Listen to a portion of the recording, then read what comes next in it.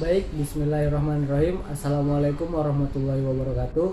Perkenalkan, nama saya Nuri Nurunala Nurhaya, kelas Ilmu Lingkungan B, angkatan 2019, Tambuk M1 B1919039. Kali ini saya akan membawakan PowerPoint saya yang berjudul tentang toksikologi lingkungan, yang diambil dari materi buku toksikologi lingkungan. Baik, pada slide pertama ditunjukkan bahwa tujuan dari pembuatan PowerPoint ini yaitu yang pertama mengetahui definisi dari toksikologi lingkungan, lalu yang kedua mengetahui apa yang dimaksud dengan pencemaran lingkungan, yang ketiga mengetahui apa yang dimaksud dengan pencemaran udara, lalu yang keempat mengetahui dampak toksikologi lingkungan itu. Lalu pada slide kedua diperlihatkan tentang pengertian atau definisi dari toksikologi lingkungan itu sendiri. Secara umum, toksikologi lingkungan merupakan pencemaran lingkungan yang terjadi akibat masuknya zat-zat pencemar lingkungan yang bersifat toksik atau beracun bagi lingkungan sehingga mengakibatkan terjadinya pencemaran lingkungan. Secara alami, terdapat berbagai macam senyawa kimia di alam yang berpotensi berefek toksik atau racun bagi lingkungan itu sendiri. Tetapi ada juga senyawa kimia yang timbul diakibatkan oleh aktivitas manusia, misalnya aktivitas transportasi ataupun industri. Kemudian selanjutnya yaitu membahas tentang pencemaran lingkungan.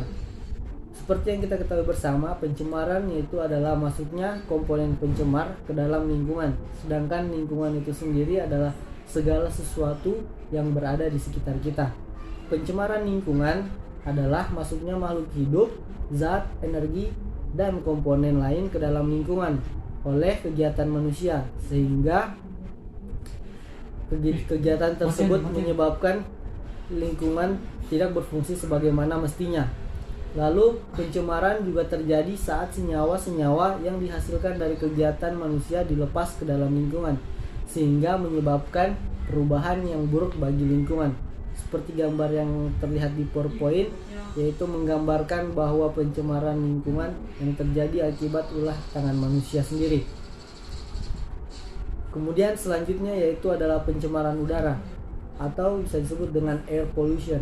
Pencemaran udara umumnya dapat diartikan sebagai udara yang mengandung satu atau lebih bahan kimia dalam konsentrasi yang cukup tinggi atau melebihi batas baku mutu yang telah ditetapkan sehingga menjadi pencemar bagi lingkungan.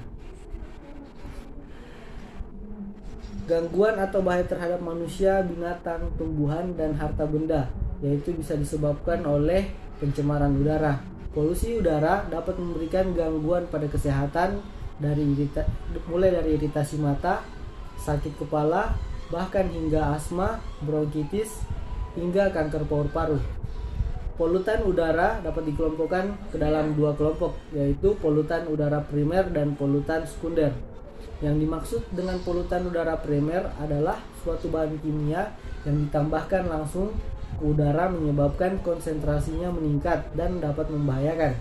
Sedangkan polutan udara sekunder adalah senyawa kimia yang berbahaya yang terbentuk di atmosfer melalui reaksi kimia diantaranya berbagai komponen yang ada di udara. Kemudian yaitu dampak dari ekotoksikologi atau dampak dari toksikologi itu sendiri. Kerusakan yang pertama yaitu dampak dari toksikologi itu sendiri adalah kerusakan yang ada di lingkungan hidup atau dapat menyebabkan kerusakan ekosistem yang ada di lingkungan hidup. Lalu yang kedua yaitu bisa mengakibatkan turunnya kapasitas atau kualitas udara yang diakibatkan dari tercemarnya udara. Lalu yang ketiga yaitu memicu terjadinya perubahan iklim. Dengan banyaknya polutan-polutan atau polusi-polusi udara yang terjadi di belahan bumi dapat mengakibatkan atau memicu terjadinya perubahan iklim. Kemudian yang terakhir yaitu dapat berpengaruh buruk bagi kesehatan manusia. Baik, mungkin itu saja yang bisa saya sampaikan. Sekian dari saya.